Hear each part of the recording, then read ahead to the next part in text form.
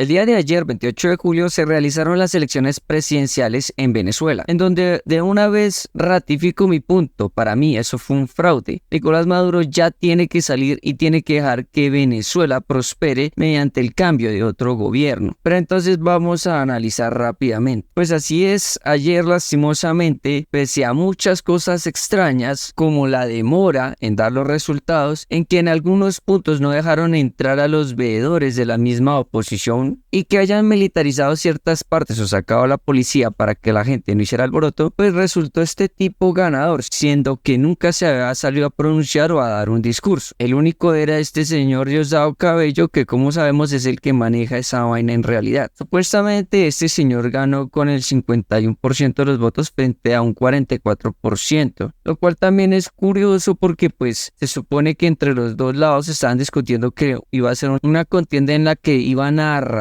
pero pues como siempre y lo que pasó aquí en Colombia, lo dejan cerrado para que no haya tanta especulación y no piensen que fue un fraude. Guiño, guiño. Ahora, tras esto, pues la BB News nos da este reportaje que dice 3 posibles escenarios de Venezuela tras el triunfo de este señor. La primera es que obviamente van a haber protestas porque ya la oposición catalogó esto de fraude por las antes acciones mencionadas, que muy posiblemente pues por parte de varios países no haya un reconocimiento y hayan más sanciones internacionales porque sienten que pues obviamente no hay democracia. Y el tercer punto y el más triste de todo esto es el aumento de la migración, porque al ver que esa cuestión de Venezuela no va a cambiar, a la gente no le queda otra opción más que irse para alejarse de ese suplicio. Entonces básicamente nos toca esperar, nos toca ver cómo acontece y que esperemos que ese escenario tan apocalíptico del que hablan algunos lados o sectores de que va a haber una guerra civil no pase. Por otra parte, también conjunto con esta noticia, tenemos que mucha gente ha salido a manifestarse y a decir que por qué Gustavo Petro no ha dicho nada al respecto de esto. Entre las que reniega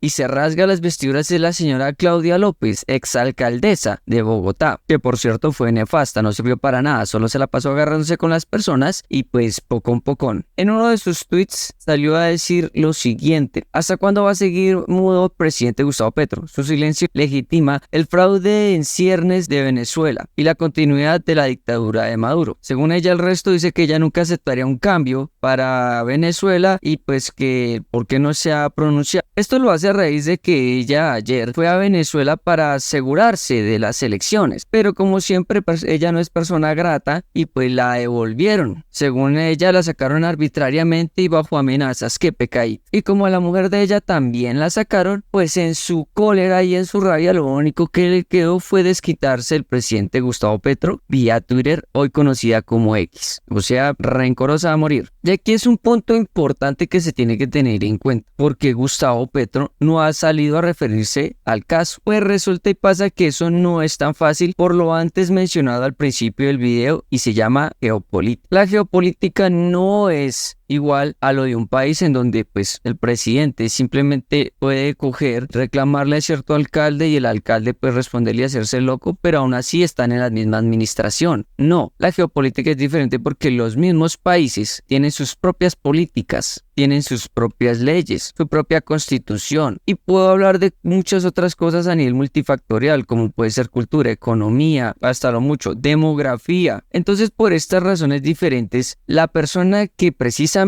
está a cargo de un país como lo es Colombia tiene que tener mucho cuidado en la parte donde sale a decir cosas al respecto de cómo o quién gana una elección. Y sí, hay que aceptarlo, Gustavo Petro la ha embarrado en meterse en cuestiones como Nayib Bukele y este señor Milei de Argentina, porque lo único que logra eso es como que deformar o debilitar las relaciones comerciales, porque recordemos que la geopolítica se basa mucho en relaciones comerciales. Entonces, ¿por qué no ha salido a pronunciarse sobre esto? Porque el man le toca ser muy cuidadoso con lo que vaya a decir. Porque hagamos el siguiente ejemplo: si Gustavo Petro llega a salir a decir que pues él acepta lo que pasó en Venezuela porque fue algo democrático, entonces van a decir que él apoya ese régimen. Y por otra parte, si Gustavo Petro sale a decir que él rechaza esa elección porque siente que no fue nada democrático, futuro, lo más posible es que entremos en conflicto con Venezuela. Y no me refiero a uno bélico, me refiero a uno en donde la economía, precisamente entre la frontera y otras empresas más, se vean afectadas, al igual que la diplomacia, que se volvería algo tenso. Y ahí entraría la parte militar, que es lo que menos queremos. Entonces, pónganse en los zapatos de este señor y ustedes qué harían como presidente. Recuerden que es que una cosa es hablar de un país que está a cientos, miles de kilómetros y otra es un país que está aquí a la vuelta de la esquina y que llevamos años